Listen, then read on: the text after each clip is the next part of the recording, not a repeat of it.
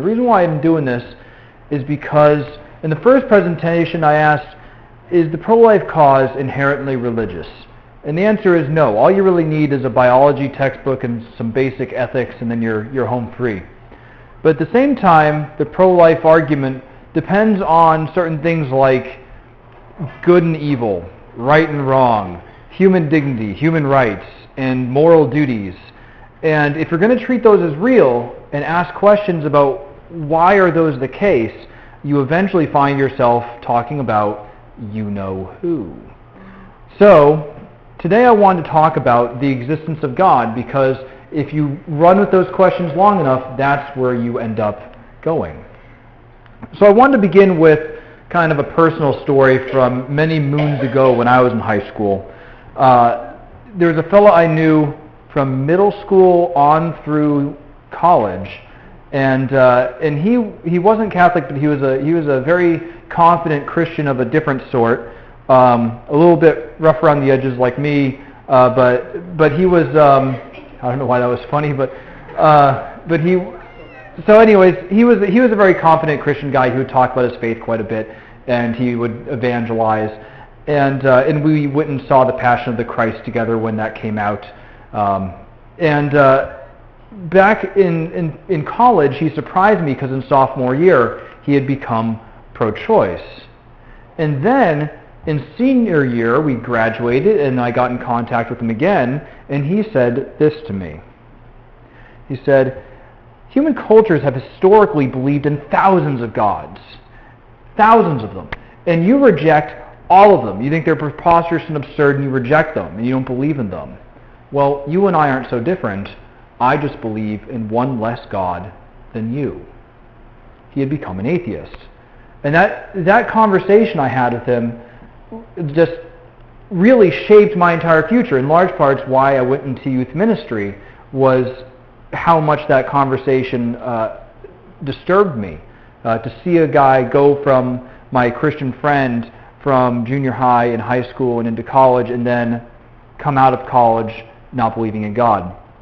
And so I want to start off with his objection, which wasn't really his objection. He read it in a popular book. But in any event, it kind of has a sort of convincingness to it. It asks you, here's what it does. It sets up God, Yahweh, among a long list of supposed deities. Right? It makes belief in God seem like just one arbitrary, clueless preference. That, all these other cultures believed in their gods and we have ours. They thought they were right, we think we're right, and it's all absurd. That's what it tries to do. And it paints atheism as sort of the logical trajectory of reason, where, eventually the ancient people rejected this whole notion, and we're just clinging on to the very last one, right? And that's what I wanted to look at, because answering that question isn't simple, but it causes us to ask the most basic question of all. What do we mean when we say God? Well, first let's look at the Greek deities. I think this is a good place to start. People are pretty familiar with the Greek pantheon and some of the stories around them. These Greek deities were more like fussy, immoral superheroes, if you look at some of the stories. They had origin stories, they had fathers, they had mothers, they had children, they had huge moral problems, they had relations with human beings, they lied, they lusted, they went through passions, they became angry and depressed and so on.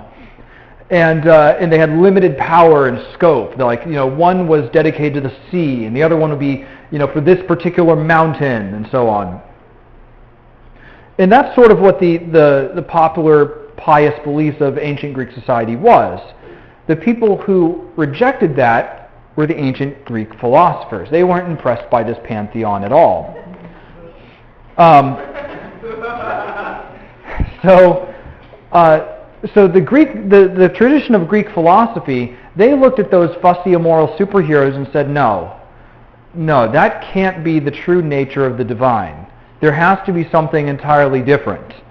The real God, the real thing worthy of being called God, would have to be sort of an ultimate explanation of the whole universe. which these fussy, immoral superheroes were certainly not. It had to be the first principle of explaining everything. And so starting back in 610 BC, a philosopher named Anaximander, he said, well, this thing has to be totally transcendent, and he called it the Hyperion. About 100 or 50 years later, Xenophanes, he just kind of simplified it and said, well, there can only be one of these things. And so he just proposed a single ultimate God. The ancient Greek Stoics, Heraclitus, he called it, he said this thing has to be the governing principle and the logic behind the whole universe. And he called it the Logos, or the Word. And Aristotle, maybe one that people are most familiar with, he said, well, whatever this thing is, it has to be the origin of all existence. And he called it the prime mover. Now these ideas weren't lost on the people who wrote the New Testament. And it wasn't lost on the Apostle Paul, who was trained in Greek philosophy. And so in Acts chapter 17, he goes to Greece and to Athens, and this is the speech that he gave to them. He says, "From one ancestor he made all nations to inhabit the whole earth, so they would search for God and perhaps grope for him and find him, though indeed he is not far from each one of us. For in him we live and move and have our being, as even some of your own poets have said, for we too are his offspring. Since we are God's offspring, let us not think that the deity is like gold or silver or stone, an image formed by the art and imagination of mortals."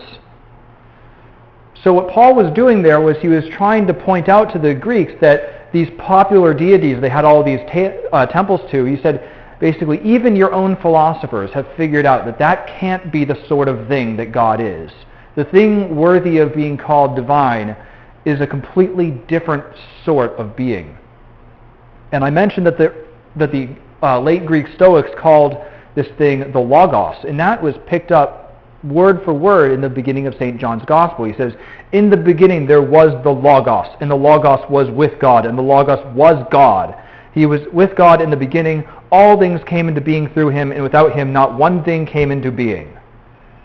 So St. John picked up on that Greek philosophy and said, yes, you're absolutely right. Give these philosophers a cigar. You guys came to the conclusion that there had to be one single ordering source of the whole universe, and you are absolutely right. And I am here to tell you more about that. So the real deity has to be something like this. It has to be the one all-powerful, transcendent creator of the universe who imbues it with intelligibility and is the very act of existence itself. Right? And so when my friend, when he talked about, I just believe in one less God than you, what he was doing was he was comparing our concept of God with things like Thor and Zeus and Hera and Ra and stuff like that. But if you understand what we mean by God and what they meant by God, you realize these are two entirely different concepts.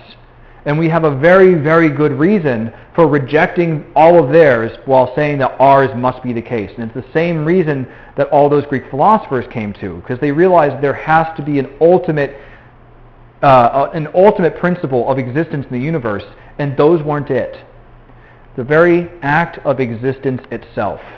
It's as if God was to reveal his name to men, it would sound something like, I am who am.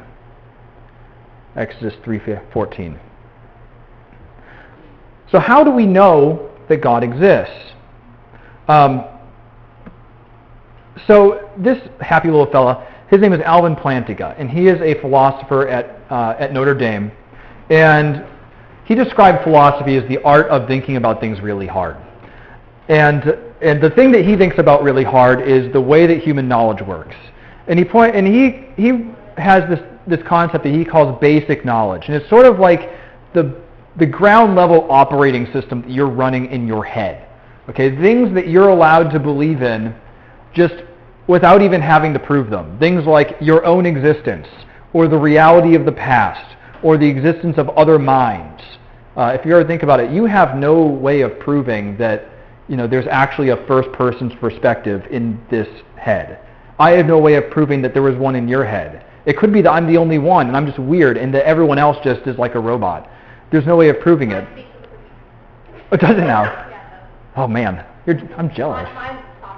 Oh wow, I'd be more jealous if it had a Scottish or an Irish accent, or better yet, like a New Zealand accent. Yes, truly the finest of accents. Yeah. So, anyways, so back to the concept of basic knowledge. So the laws of cause and effect, the fact that you live in the real world. He's like, these are sort of like the basic level things that you can just know, and you don't even really need to explain them. And unless someone presents you with a darn good argument as to why you shouldn't believe these things, you're just justified just to keep on believing in these things, right? And among the ones that he counts as basic knowledge is the existence of God. And when I thought about that, I was reminded by a quote by one of our own saints, St. Josephine Bakhita.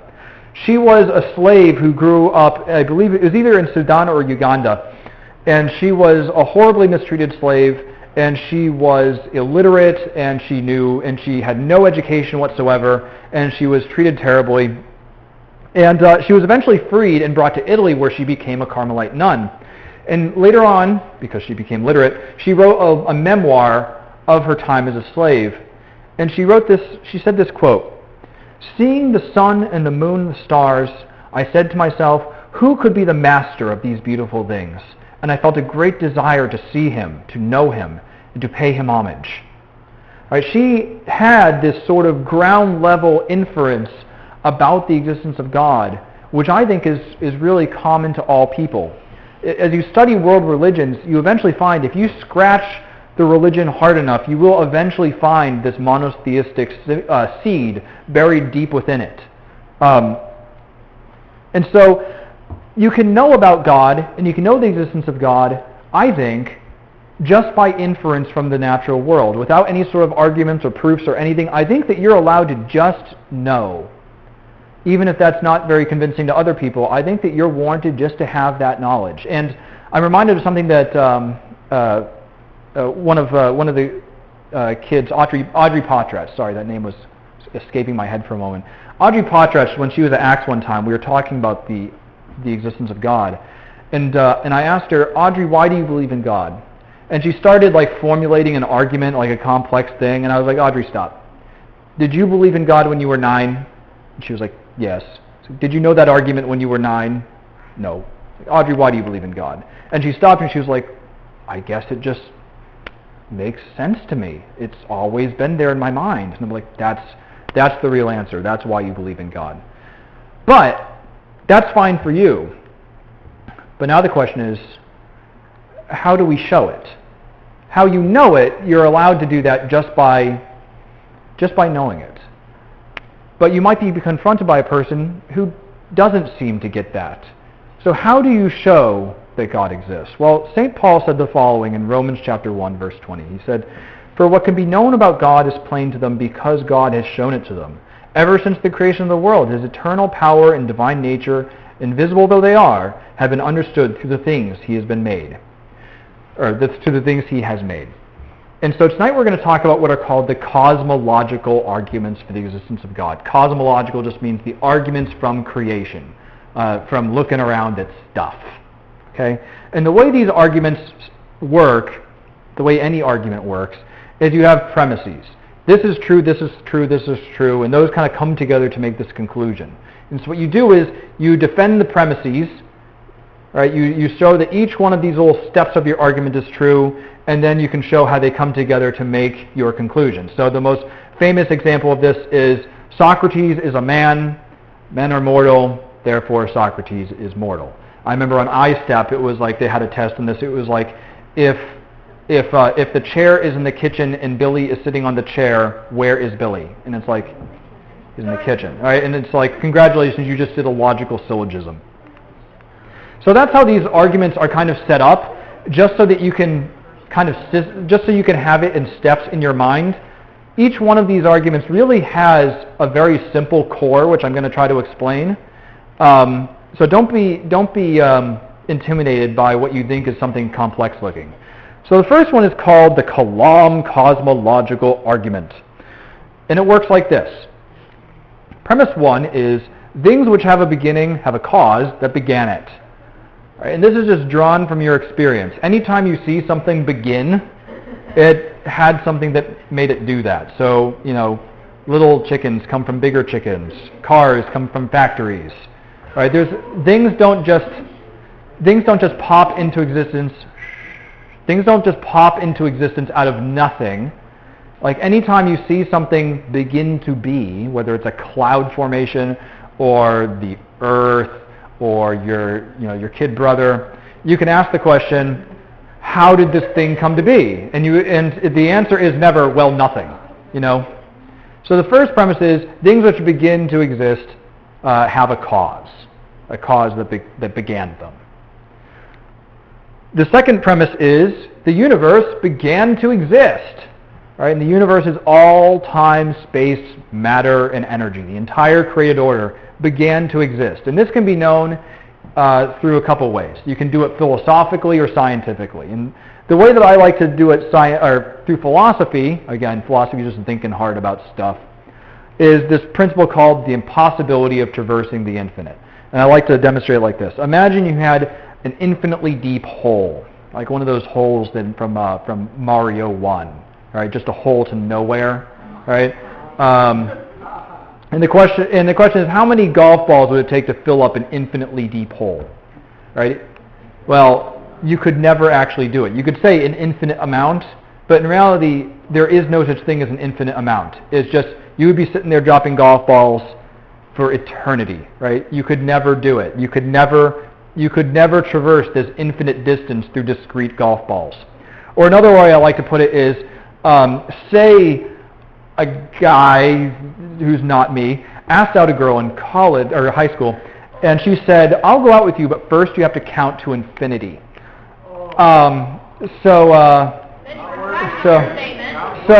Okay, so say that happened. That's a different way of saying no.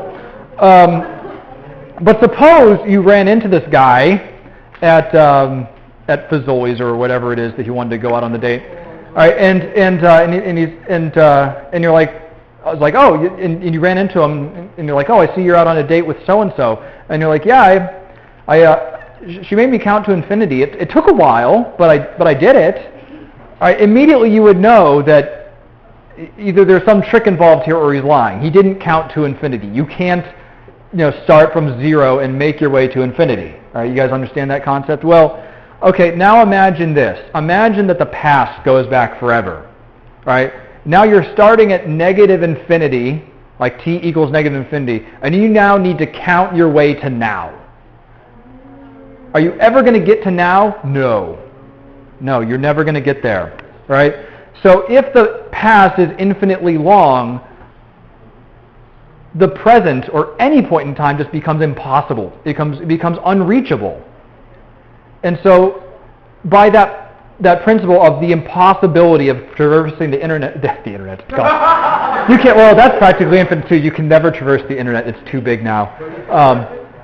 You can't. Well, you can surf it, but you can never surf it the whole way. Back when it first started, you could, but not now. But just as you cannot traverse the entire internet, you cannot traverse an infinitely long past, right? And so, if a person wants to propose the universe has just been around forever and ever and ever, you're like, wait, no. That's impossible, because what you're proposing to me is that you could start, infinitely long ago and count up and reach today. What you're proposing to me is that an infinite amount of seconds or moments has preceded this moment. And just as that one guy on his date did not count to infinity, nor has the universe. Right? So that's one way of knowing that the universe has a beginning. Oh, we have a question. So I agree that it's kind of dumb to believe that the universe exists for infinity, but I know that a lot of philosophers and scientists are going back to that theory. Yeah. So what arguments can you use if you kind of have to assume that the universe has existed for infinity? Like, what arguments can you use to the existence of God? We're going to get there in just a little bit. All right. Okay. Okay, and the second way of knowing the universe exists is just because we kind of know the universe began to exist 13.7 billion years ago, and the Earth was formed 4.5 billion years ago. And so, as far as the philosophy goes, that's panned out pretty well. It's mapped pretty well onto reality. Everyone knows about the Big Bang now, and there's your beginning. So that's premise 2. So we've said that everything that begins to exist has a cause. The universe began to exist. Therefore, thinking it through, the universe has a cause. Right? And now the next thing you have to do is you have to think it through. What kind of thing can cause all time and space and matter and energy to come into existence from complete non-being? What kind of thing can do that? And so you'd have to start brainstorming it out. Well, it would have to be immaterial because it created all matter. All right? So it can't be a material thing itself because it itself brought all material things into existence. It has to be timeless because it also brought time into existence. It has to be extremely powerful because it just created things from nothing. And it also has to be like a kind of like a deliberative thing because it made something so different from itself. It's not like a light bulb producing heat. It's got to be something which has the ability to actually create something as odd and as random as this universe. So that's what the Kalam cosmological argument gives you, is the existence of an immaterial, timeless, very powerful, and deliberative thingamabob, represented here by the Mario box. I know. So the second one is called the contingency argument. All right, and it works like this. Here's how it works. Premise 1 is very similar to premise 1 from the previous one. It says everything that exists has some explanation for its existence, and then in parentheses, either by some external cause or through its own necessity. And this is called, in philosophy, the principle of sufficient reason. And it basically just means that whatever it is that you can think of, you can look at it and be like, well, why does that exist? And you can meaningfully ask that question, right?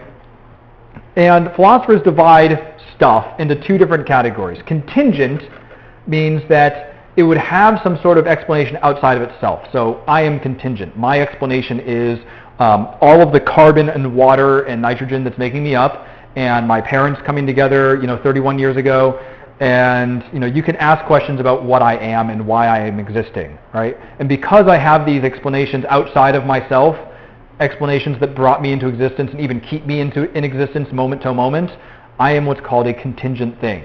I could have been different. I could have not existed at all. That's what contingent means. Necessary means something which simply had to exist. Some people will say that like 2 + 2 = 4 is like a necessary truth. There's just no possible way that couldn't be a thing. To hit this home even more, to explain this a little bit more, suppose you found a snow globe in your backyard, right? You wouldn't just look at it and be like, snow globes happen. You would begin to wonder, okay, why is there this random snow globe in my backyard, right? And what you're doing there is unconsciously you're applying this principle of sufficient reason. You're saying this thing must exist for some reason. So that's premise 1. It's just a basic philosophical premise of stuff doesn't exist for no reason. Premise 2. This is probably the most complicated part of the presentation. An infinite series of contingent explanations ultimately doesn't explain the thing. And it's called an infinite regress. And I like to explain infinite regress with this funny story, okay? There's a story of a woman who thought that the earth sat on the back of a turtle. A philosopher asked her, well, what does the turtle stand on? And she replied defiantly, it's turtles all the way down. And you're like, to what? Right? Even if you had an infinitely long stack of turtles, they've got to sit on something eventually, right? And so in similar fashion, you could say that Stephen O'Keefe is explained by his parents and the carbon that makes him up and stuff like that. But then you could ask, well, what explains those? What explains the carbon? What explains Steve's parents? And you could start asking why, like a little kid, and you could do this forever. But eventually, if you're going to fully explain Stephen O'Keefe, there has to be a point where you just reach an ultimate explanation. That's what this is pointing out. There has to be a point at which the explanations cease. There has to be just something which is different in its causal nature. It's not dependent upon anything else anymore. You've reached the end. All right, that's premise 2. Premise 3 is that contingent things exist. That is an aardvark. Okay, so the first conclusion is that there has to be a necessary, again, this one is all philosophy, and this is the one that doesn't depend on the universe actually beginning. There must be a necessarily existent thing which grounds the explanation of other things, something which is not contingent. There has to be a point where these contingent explanations cease. I've used here the analogy of, an infinitely long chain doesn't explain why it's hanging from the ceiling. Eventually you have to hit an anchor point.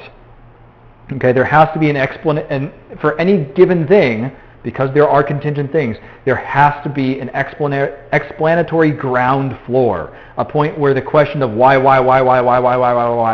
meets its end. Okay? One more thing, the universe is contingent. How do you know that? Well, one is because it began to exist, but also because it's super weird. It could be differently sized. It could be a different age. There could be like one more muon in the universe. There could be a different universe. And so it means something to ask, why does the universe exist at all? Even if it was infinitely old, which it isn't, but suppose it was, you could still meaningfully ask the question, why? Just like you would ask the question of why that snow globe is in your backyard. Well, if the snow globe was twice as big, it wouldn't change anything. If it was 1,000,000 times as big, it wouldn't. I mean, now it's bigger than your backyard. But say it was the size of the whole darn universe. Well, you could still ask the question of, well, why? What's the explanation for this thing? And so what you get when you follow this out is that there must be a necessarily existing thing which transcends and explains the whole universe. And it has to be what we called necessary. It has to be the point at which the whys stop. It has to explain its own existence through its own nature. It's not contingent like me or you or cars or aardvarks. It is not contingent. It just is. It is the very being of existence itself. So that's what the contingency argument gets you. That's the most complicated one. Third, I can count to 4. The third one is called the fine-tuning argument. This one is the most scientific of all of them. It's also the most recent. So mathematical descriptions are just all over in science. They're everywhere. I've put up here the force of gravitational attraction equation, and inside the various equations of physics, you find little things like constants, right? And it's just a number. The gravitational constant is, I'm not going to bother reading that. It's right there. That's the gravitational constant. There's also other things like the mass of an electron, the charge of an electron, the size, all kinds of stuff. Okay. And what cosmologists and scientists have figured out is that a lot of these constants and quantities in the universe, if they were even just a teeny bit different, would make a universe which was just utterly uninhabitable by anything, by any conceivable form of life. So for instance, if the gravitational constant was different by 1 part in 10 to the 50, okay? So that's like imagine 50 zeros with a 1 and a percent after it. If it was that much different from where it's at right now, the whole universe would either become a black hole or a big cloud of dust. All right? So it's like if it was just a little bit to either side, no universe that could support life. We wouldn't even exist. Nothing could exist. No form of life could possibly exist. Same thing with the electromagnetic constant. If it was off by 1 in 10 to the 40th, you get the same result, either dust or black hole. The strong force constant, that's the thing that holds atoms together. If it was off in 2% either direction, you would either have a universe with no hydrogen or all hydrogen. All hydrogen would just mean a cloud of atoms. Again, no life could exist. And so the conclusion here is that it's just a fact of science right now that the universe that we live in is fine-tuned for life. Extremely fine-tuned. Those are just 3 examples. I have a podcast at home where this guy, just in his field of quantum physics, for about an hour and a half, he talks about example after example after example, and it's really fun to listen to, but it's also kind of scary, like how many of these things that just a little tiny bit different, just no life possible. So it's just a scientific fact that the universe is fine-tuned for life. All right, next you can think about, okay, why is that? And you got basically four possibilities. Either it's chance, we just got super duper lucky that the universe is like this way. It could be that for some reason it had to be that way. It could be that there's just tons and tons and tons of universes and we just happen to live in the one that is like this. Or someone designed it that way. Chance and necessity aren't taken seriously by anybody because there's just no reason why it would have to be that way. And chance, the odds are so astronomically bad that no one takes it seriously anymore. It's like, imagine winning the lottery 10 trillion times in a row. No one takes that seriously. And so this basically boils down into an argument about whether the universe was designed or if there's just like infinitely many universes. And we just happen to live in the one that supports life. That's called the multiverse, if anyone's ever heard of that. And it basically proposes that there's tons and tons of universes, and we live in the one that eventually a life-supporting one would exist, and here we are. Okay, and so what this argument boils down to is just trying to point out the reason why there can't be a multiverse. And the most basic reason is because you need, if you're going to propose an infinite amount of universes where it's like all these constants and quantities are randomly assigned, and here we are luckily in the one that can support life, you have to propose like some kind of universe generating machine that never breaks down and is always random, which itself would have to be designed. So you didn't escape design.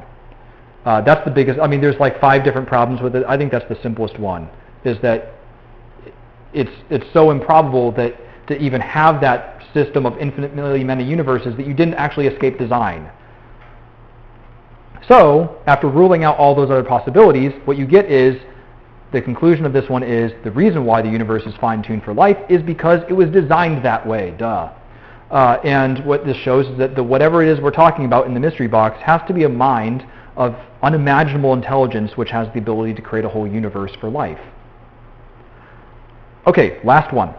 And this is called I call it the intelligibility argument. And it's pretty simple. Sometimes you'll hear one of your atheist friends say, the whole universe is describable through science and natural laws. No God is required to make the universe work. So where is your evidence for God? One of our own, St. Thomas Aquinas, is way ahead of him. In his 5th way, which is his 5 argument proofs for the existence of God, he said the following. The 5th way is taken from the governance of the world. We see things that lack intelligence, such as natural bodies, act for an end. Now, whatever lacks intelligence cannot move towards an end, unless it's directed by some being endowed with knowledge and intelligence, as an arrow is shot to its mark by an archer. Therefore, some intelligent being exists by whom all natural things are directed to their end. And this being we call God. And so St. Thomas Aquinas basically looked at the laws of the universe and said, great, why do you have those? Where are your laws of the universe coming from? Why is the universe rational at all? It's like, you think you can disprove God by pointing to the laws of the universe? Why do you have those laws? Another way of talking about this was a mathematician by the name of Eugene Wigner. Or it's probably Wigner. I think that's German. Anyways, he said, he was talking about how weird it is that math can be used to describe the universe. And he said, this property of regularity is a property without which physics would not be possible. The miracle of the appropriateness of the language of mathematics for the formulation of the laws of physics is a wonderful gift which we neither understand nor deserve. And so what he was doing was looking at how we can use this abstract philosophy called math, and we find that the whole universe is like based on it. That's weird. And Pope Benedict, I think, said it best. He said, the universal intelligibility of nature, which is the presupposition of all science, can only be explained through recourse to an infinite and created mind which has thought the world into being. No scientist could even begin his work unless he assumed that this aspect of nature he was investigating was knowable and intelligible. But this fundamentally mystical assumption rests upon the conviction that whatever he comes to know through his scientific work is simply an act of rethinking or recognizing what a far greater mind has already conceived. So, to boil this down, you, the theist, will look at this and say, well, to your friend, you'd say, well, why do we live in an ordered universe which is describable and understandable by human minds anyway? That's a pretty neat coincidence. How nice. And so if you were to form this as an argument, it would basically look like this. Premise 1, the universe is imbued with rationality. Premise 2, rationality is the product of a mind.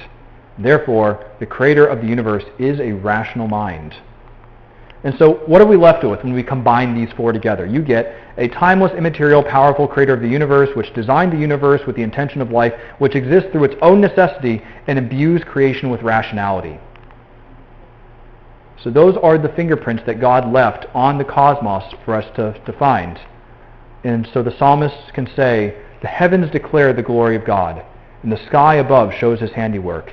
Day unto night utters speech, and the night unto night shows his knowledge. There is no speech nor language where their voice is not heard. And I think that's the end. Thank you, guys.